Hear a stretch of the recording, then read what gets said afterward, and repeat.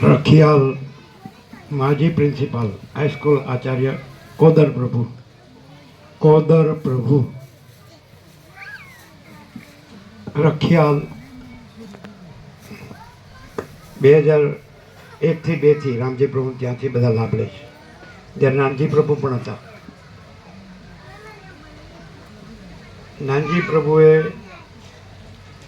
વૃક્ષો વાવ્યા, રામજી પ્રભુએ કુટીર કરી અને વિવેક પ્રભુએ સર્વાંતરીની પ્રેરણાથી બધાને આ લાભ લેવડાવ્યો. એટલે આપણે આમાં કાંઈ નથી.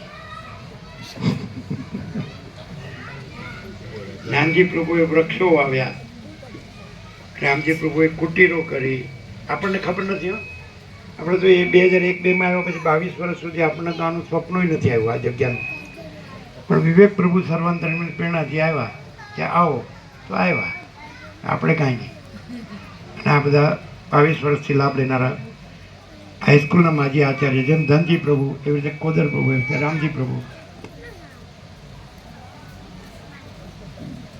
હમણાં સિનિયર સિટીઝનમાં બોલાવ્યા હતા એમની હાઈસ્કૂલમાં હોલમાં, સિનિયર સિટીઝનમાં. એટલે ગયા હતા તો બધા અવસ્થાવાળા, એમાં 100 વર્ષવાળા હતા, જૂના ભાવિક લાભ લેનારા. અને એ બધા એકદમ સ્થિર મૂર્તિની જેમ શાંત, ધીર, ગંભીર. બધાએ સાંભળ્યું, લાભ લીધો. સરસ. અમે કીધું કેટલી ખુરશી મૂકેલી? એટલે કે 95. તો 95 ભરાઈ ગઈ છે. આમ બધા ન આવે કે? અમે કીધું સારું કાંઈ ભોજન બનાવો તો આવે ને? તો કે સારું બનાવીએ તોય નથી આવતા, સારું ભોજન બનાવીએ ને તોય નથી આવતા. અને આમાં બધા આવ્યા. આનંદ, શાંતિ, બધા સરળ, સરળ, જિજ્ઞાસુ, મુમુક્ષુ, અભ્યાસી, સંસ્કારી. ભગવાન બધું રહ્યા છે, પછી શું કહેવાનું હોય? ભગવાન બધું રહ્યા છે.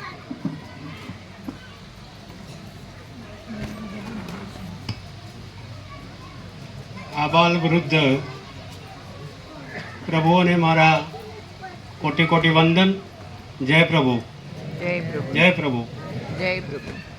પ્રભુએ સિનિયર સિટીઝનની વાત કરી તો ત્યાં પહેલાં આવનારના ઉદ્ગારો મેં પ્રભુને કહ્યા ત્યારે એ નવાઈ પામી ગયા. પહેલાં જ આવનારા કે આવો તત્વબોધ અમે સાંભળ્યો નથી અને આવી મૂર્તિ અમે જોઈ નથી. એ આજે આવ્યા નથી. આમ તો આવવાના હતા, પણ મેં તપાસ કરી કે આજે આવ્યા નથી. જે બોલનાર વ્યક્તિઓ આવા તો બધા ઘણા હતા કે આવો તત્વબોધ અમે ક્યાંય સાંભળ્યો નથી અને આવી મૂર્તિ અમે જોઈ નથી. આ એમના ઉદ્ગારો હતા. અને આપ તો વર્ષોથી આ બધું જોઈએ છીએ, વર્ષોથી આપણે સાંભળીએ છીએ, પણ એ ક્યાં જાય છે, કેમ જાય છે? એ ભૂતકાળના મારા આજોલના પ્રભુ, ધનજી પ્રભુ, મોરજી પ્રભુ અને પછી આપણા સિહોરાના પ્રભુ, આ બધા પ્રભુએ તમને વાત કરી છે. જે કંઈ કહેવાનું હતું એ કહ્યું છે, પણ થોડીક વાતો હું પણ કરીશ. જેમ મોરજી પ્રભુને વાત કરીને કે રાત્રે ઊંઘ નથી આવતી, તો મને પણ આવું જ થાય છે. હું જ્યાં ઉપર ઊંઘું છું ત્યાં બધા તત્વબોધના ત્યાં રાખું છું ને ઘણી વખત તો રાત્રે 12 વાગે ને 1 વાગે જાગું તો પણ એ જોઉં છું. એટલે આ મારો પોતાનો સ્વ અનુભવ છે. આપણે બધા કેમ આ પામી શકતા નથી? તો એનો એક જ અમે તો અહીંથી જાણ્યું કે આપણે બધા વર્તુળમાં છીએ. અને વર્તુળમાં પાછા કેવા? એના કેન્દ્રવાળા વર્તુળમાં છીએ. કેન્દ્ર એટલે ખબર છે ને? કેન્દ્ર એટલે હું. અને આપણે એ ઓર્બિટમાં અંદર છીએ. આપણે એની બહાર નીકળી શક્યા નથી. અને આ બહાર નહીં નીકળવાને પરિણામે જે આપણે પામવું છે એ પામી શકતા નથી. બીજો ભૂતકાળમાં પણ મેં અહીં આગળ કીધું છે કે આપણે સિંહ છીએ પણ ઘેટા થઈ ગયા છીએ. એમ કેમ? એ તો બધી વાર્તા આપણે બધાને ખબર છે, એટલે ફરીથી એને દોહરાવતો નથી. આપણે સાચા સ્વરૂપને આપણે ઓળખી શક્યા જ નથી. અને નહીં ઓળખી શકવાને પરિણામે આપણે બહાર ભટકીએ છીએ. બરાબર ને? જ્યાં જવું જોઈએ ત્યાં જતા નથી, જ્યાં ન જવું જોઈએ ત્યાં જઈએ છીએ. અને પરિણામે આપણે પામી શક્યા નથી. આ પોતાનો દોષ છે ભાઈ. આમાં બીજા કોઈનો દોષ નથી. આપણે ઘણી વખત કોઈકને દોષ આપતા હોઈએ છીએ, પણ આમાં દોષિત આપણે જ છીએ. આપણે એને માટે કોઈ પ્રયત્નો કરતા નથી, એને માટે અહીંયા આગળ આવતા નથી. જુઓ, રખિયાલમાં તો કેટલી 8-10 હજારની વસ્તી છે, પણ એમાં ગણ્યા ગાંઠ્યા આજે તો ઘણી વસ્તી છે, પણ દરરોજના તત્વબોધમાં 5-7 માણસો અહીંયા આગળ આવે છે. હવે ઘર આગળ જો પ્રભુ પધાર્યા હોય અને છતાંય જો એ લાભ ન લે તો એમાં દોષ કોનો? ઘણી વખત ગોવર્ધનો દાખલો પ્રભુ આપે છે કે સૂર્ય તો સૂર્ય છે, એનો પ્રકાશ છે જ નિરંતર, અહર્નિશ, રાત અને દિવસ, તો પણ એને સૂર્યપ્રકાશ દેખાતો નથી. તો એ દોષ સૂર્યનો છે? દોષ કોનો છે? દોષ ગુવરનો છે. અને છતાંય આપણે એને સમજી ન શકીએ. કેટલા સરળ ઉદાહરણો, કેટલી સામાન્ય બાબતો, પણ આપણે તો પેલી વિધિ વિધાનમાં પડીને એવા થઈ ગયા છીએ રૂઢ કે જેમાંથી આપણે બહાર નીકળી શકતા નથી. હું મારો જ દાખલો આપું તો હું પ્રભુ દાદા ભગવાનમાં જતો, અંબાલાલ મૂળજીભાઈ પટેલ, અને નીરુમાં પણ મારા ત્યાં 2 વખત આવેલા છે, દીપકભાઈ પણ 3 વખત આવેલા છે. પ્રભુ આપણે બેઠા હતા એનું ઉદ્ઘાટન દીપકભાઈએ કરેલું, અને જ્ઞાન વિધિ પણ મારા ઘેર કરેલી છે. એ પણ કહેતા કે તું જ તારો ગુરુ છે. એમના શબ્દો જે દાદા ભગવાન કે નિરુમા એ કહેતા કે કોઈ કોઈનો ગુરુ નથી, કોઈ કોઈનો ચેલો નથી, તું જ તારો ગુરુ છે. એટલે આપણે આપણા સ્વરૂપને સમજ્યા નથી, પરિણામે આપણે બહાર ભટકીએ છીએ. અહીં આગળ મૂળજીભાઈએ થોડી વાત કરી, અને પેલા પ્રભુએ વાત કરી, આજોલવાળા ઘનશ્યામ પ્રભુએ, કે ભાઈ બ્રહ્માનંદનું તારું ખોલો. તારું તો ખોલેલું જ છે પ્રભુએ 50 વર્ષથી, પણ આપણે જો એમાંથી બહાર ન નીકળીએ તો પછી દોષ કોનો? દોષ આપણો છે. આપણને બધા જ સ્વરૂપોનું ભાન અહીંયા આગળ કરાવી દીધું છે. અહીં તો પ્રકાશ સિવાય બીજી કોઈ વાત જ નથી. આ બધું જે દેખાય છે એ બધું નાશવંત છે, ને આપણે બધાને ખબર છે કે આપણે નાગલા પુગલા આવીએ છીએ, નાગલા પુગલા જઈએ છીએ. જ્યારે આપણે નથી હોતા એ વખતે જઈએ છીએ. અને વચ્ચે શું છે? તો વચ્ચે તો આ બધું છે જ, આ પ્રકાશ જ છે. તો પછી એ દોષ આપણો છે. એટલે આપણે જો દોષમુક્ત થઈશું તો મને લાગે છે કે આપણે જે મેળવવું છે અને પ્રભુએ જે આપવું છે એ આપણે પ્રાપ્ત કરી શકીશું. આપણું સદભાગ્ય છે કે નજીકમાં જ અમે તો શિવરા પણ જતા, બોટાવાડા પણ જતા, બાબાવાડિયામાં પણ જતા. જ્યાં જ્યાં પ્રભુ જાય ત્યાં આગળ અમે જ્યારથી એમને સોંપર્યા ત્યારથી દરેક જગ્યાએ અમે જઈએ છીએ. ધનજી પ્રભુ, હું, કનુ પ્રભુ, રામજી પ્રભુ, અમે બધા ત્યાં આગળ જઈએ છીએ. તો આ શું છે? આપણને આપણો લોહી ચુંબક બહાર ભારે છે કે જે બહાર ખેંચી જાય છે. બહાર એવો મોટો લોહ ચુંબક છે, બહાર એવું ગુરુત્વાકર્ષણ છે કે આપણને બહાર ખેંચે છે. જ્યારે અહીં એનાથી પણ વિશેષ લોહ ચુંબક છે, એનાથી પણ મોટો ગુરુત્વાકર્ષણ છે કે જે આપણને અહીં આગળ ખેંચે છે, લાવે છે. પણ પછી એનો લાભ લેવો કે શું કરવું એ આપણા હાથની વાત છે. આપણે ઘોડાને તરસ લાગી છે, એને હવાડામાં પાણી પીવા લઈ જઈએ, પણ પછી એ મોઢું જ અંદર ના ગાલે તો પછી એ પી શકે? ન પી શકે. તો એના જેવી વાત ભાઈ આપણને થઈ છે, બરાબર ને? તો આમ તો બધા મિત્રોએ કીધું છે ને બીજા મિત્રો પણ કહે છે, બીજા પ્રભુઓ પણ કહે છે, જો અહીંયા આગળ હુંનો બિલકુલ નાશ છે. હું જેવું કંઈ છે જ નહીં. અને આપણે બધું મારું મારું જ કરીએ છીએ, મારું મારુંમાં જ આપણે પડ્યા છીએ, ને એને પરિણામે જ આપણે અટવાયા છીએ. એમાં જ આપણે ગોર ગોર ફરીએ છીએ, પેલા ગાંચીના ભરતની જેમ, બરાબર ને? એને કાશી જવું તો પણ એ જઈ શકે ખરો? એ તો એમાં જ કરે છે, એમાં જ ફર્યા કરે છે. આપણા બધાની દશા આ થઈ છે ભાઈ. અને જો આમાંથી જો આપણે નીકળીશું તો આપણું જે ગોલ છે, આપણી જે દિશા છે, આપણે સાચી દિશા પકડવી પડે. આપણે જો છે હિંમતનગર અને પછી અમદાવાદની ગાડીમાં બેસી જઈએ તો હિંમતનગર જઈ શકાય ખરું? ન જઈ શકાય.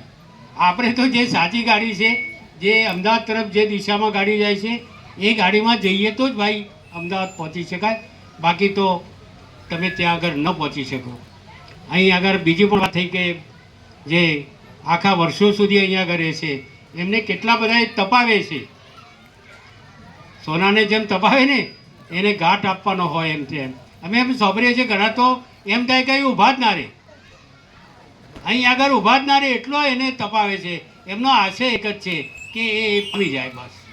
આટલા વર્ષોનું એમનું તપ છે તો એ તપનું એને ફળ મળે એના માટેના એ પ્રયત્નો છે. અહીં આગળ 8 મહિનાથી અમે બધા 8 મહિનાથી અમને સવારે તો અરણી જ સાંભળીએ છીએ દરરોજ. ઘરના પણ કે જવાનું નથી. હું કાલે નહોતો આવ્યો તો માળીએ તરત જ કીધું કે તમે કેમ નહોતા ગયા, બરાબર ને? એટલે એ પણ ધ્યાન રાખે છે. એટલે આપણા પરિવારમાં જો આ બધા ગુણો હશે તો તમે અહીંયા આગળ વોકલ છે તમને હશે. બીજું પણ કહું કે કદાચ કોઈને ન રૂચતું હોય તો એને પરિણામે તમે ઘેર ના બેસી રહેશો. તમે પોતે આવજો. આપણા પરિવારમાં આપણા ઘરમાં પણ કદાચ કોઈક નથી આવતું, કે છે કે મને તો આ બધું ખબર છે, મારે તો કંઈ સાંભળવું નથી, તો એને કારણે તમે ત્યાં ન રહેતા. આપ પોતે એમાંથી છટકીને અહીં આગળ આવી જજો. તો એનો શું લાભ છે, એમાંથી શું મળે છે, એ તો જેણે આ બધા લાભો લીધા છે એને ખબર છે. એની શું અનુભૂતિ થાય છે એ બધાને અમને પોતે એના સાક્ષી છીએ. અહીં ઘણા બધા છે એ બધા પણ એના જુઓ. આજે કેટલા દૂર દૂરથી બધા આવ્યા છે. આજે તો 1000 ઉપરની સંખ્યા છે. અમારી બધાની ગણતરી, પ્રભુની ગણતરી 700-800ની હતી, પણ આજે અને આગલા એક ઉત્સવમાં તો 1000 કરતાં પણ વધુ અહીં આગળ પ્રભુ જે એને બધાએ લાભ લીધો છે અને આ સત્સંગનો લાભ લીધો છે. તો મારે એક છેલ્લું જ કહેવું છે કે પરથી ખસ, સ્વમાં વસ, આટલું બસ. પરથી ખસ એટલે આ બધામાં પડ્યા છીએ પરમાં, એ બધામાં એમાંથી આપણે ખસી જવાનું છે.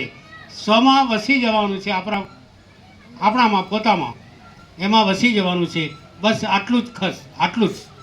આ બે બાબતો જ કરવાની છે કે પરથી ખસીએ, સ્વમાં વસીએ તો ચોક્કસ તમે જ પ્રભુ છો, તમે જ આત્મા છો, બરાબર? મેં ગઈ વખતે પણ કીધું હતું કે આપણે આપણી દયા ખાતા નથી, આપણે બીજાની દયા ખાઈએ છીએ.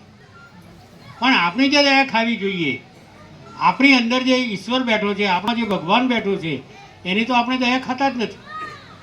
તો એ પણ ભાઈ જરૂરી છે. અને અહીં આવ્યા પછી આ બધું તમને સમજાશે. હવે મૂળજીભાઈએ આત્મકથાની વાત કરી પ્રભુની, તો તમને બધાને એવું લાગશે 2-3 દિવસ પહેલાં જ એ તત્વબોધ અહીં આગળ અમને મળ્યો છે, તો ઘણાને એવું છે કે તો બહુ મોટું વોલ્યુમ હશે.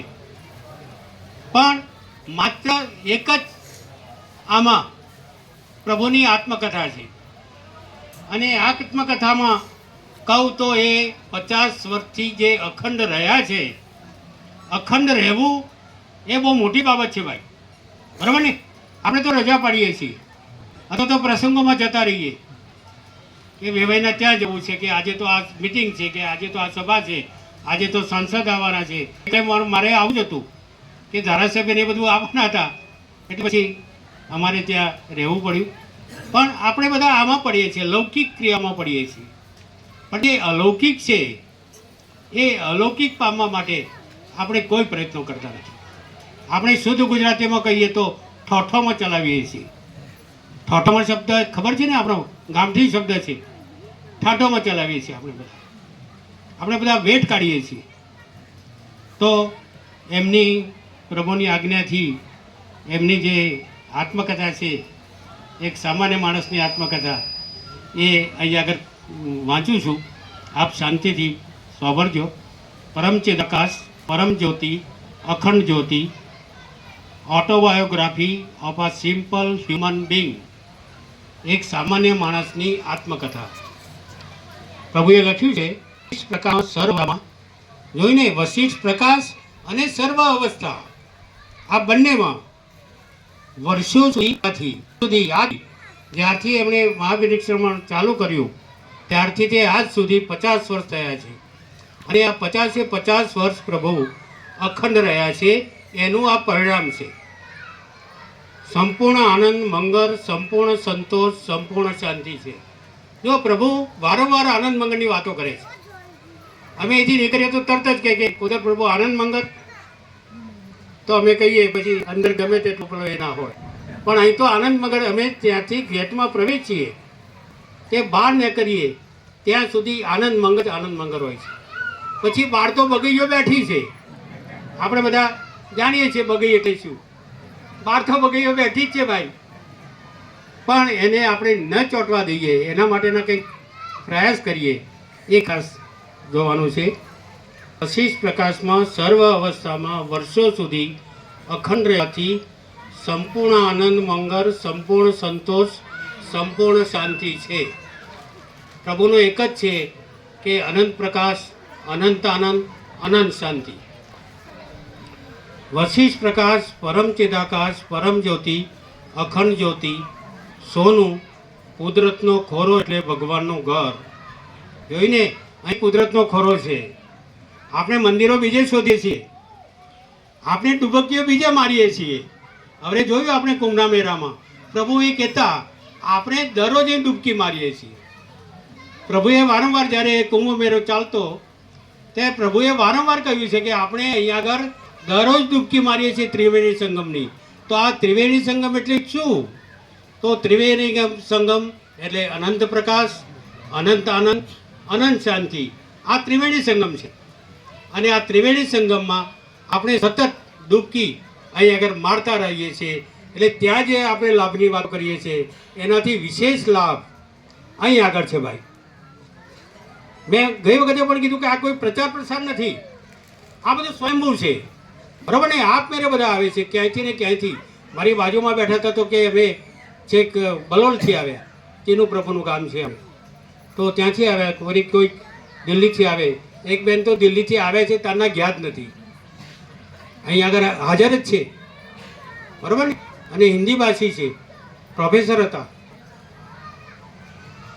તો આગળ પ્રભુએ લખ્યું છે કુદરતનો ખોરો એટલે ભગવાનનું ઘર, સુગંધ સોનામાં સુગંધ છે.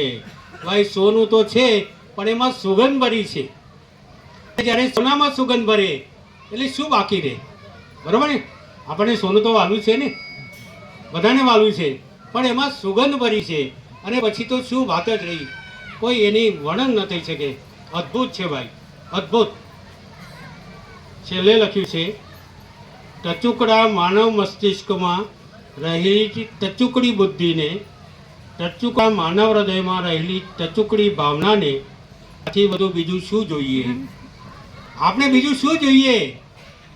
એમની આત્મકથામાં લખ્યું છે કે આપણી જે ટચુકડી બુદ્ધિ છે, આપણું ટચુકડું મસ્તિષ્ક, આપણું હેડ, આ જે નાનું આપણું જે મગજ છે એમાં બુદ્ધિ છે, અને આપણું જે હાર્ટ છે, આપણી હૃદય છે, એ હૃદયમાં શું છે?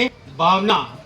તો એ ભરપૂર ભાવના ભરેલી છે અને ભરપૂર ભાવનાનો લાભ આપણે ન લઈએ તો એ પેલા ગોળની માફક આપણો પોતાનો દોષ છે ભાઈ. અમે તો સ્વીકારીએ છીએ કે આપણા દોષ પરિણામે જ આપણે આ બધું ભોગવી રહ્યા છીએ.